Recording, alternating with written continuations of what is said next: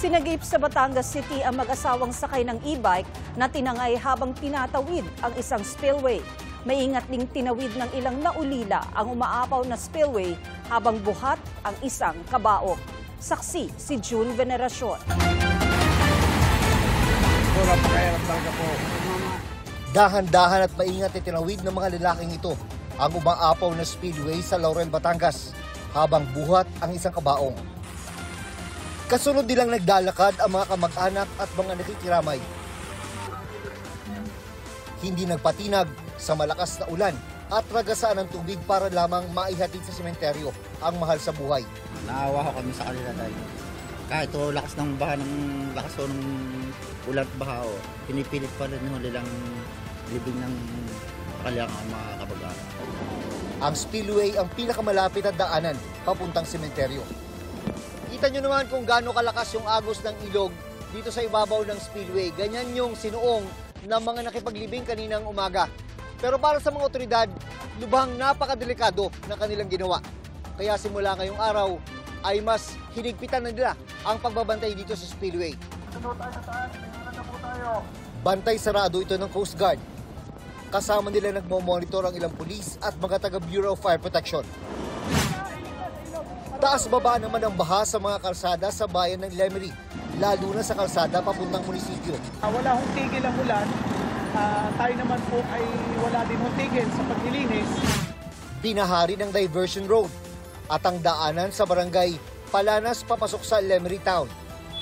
Pero nadaraanan na ito ng mga sasakyan.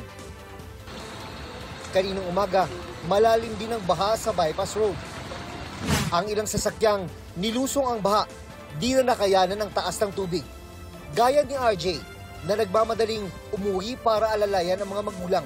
Malakas yung alon sa amin Mag-aano sa kanila tutulong po lumikas Mahigit 400 pamilya ang nagsilika sa buong bayan. Karamihan nakatira sa mga coastal barangay. Mula nung madaling araw, paglakas ng ulan, dumami na yung mga evacuation, mga nag-evacuate namin mga kababayan. May mga gumuho namang lupa sa tabi ng kalsada sa may National Highway sa Talisay, Batangas. Pansamantalang isinara ang isa sa 2 lane ng kalsada para sa seguridad ng mga motorista. Ininspeksyon ng lokal na pamahalaan ang tabing kalsada. Yun! Dali! Hindi marunong ng mga yung lalaki. Tinangay at tumaob naman ang isang e-bike sa barangay Malitang, Batangas City habang tinatawid ang isang spillway kaninang umaga. Tulong-tulong ang mga residente sa pagligtas sa mag-asawang sakay nito. Ligtas silang naiahon. Kahapon naman, natagpuan ng mga otoridad ang isang palutang-lutang na katawan sa katubigang sakop ng Batangas City. Matindi ang baha sa highway sa Calapan Oriental, Mindoro na nagbistulang ilog kaninang umaga. Dahil sa halos abot tuhod na baha, stranded ang mga tao at sasakyan. Din ng tubig pati ang Bukayaw National High School. Damay ang 12 classroom, mga upuan, ilan sa mga gamit ng mga guro at mga office sa paaralan. Pilit ding sinuong ng mga rescuer ang abot tuhod na baha sa barangay Labasan sa bayan ng Bungabong kaninang madaling araw. Sa bayan ng Baco, buwis buhay ang pagsagip sa 5 individual, kabilang ang 3 bata. Hanggang dibdib ang baha roon.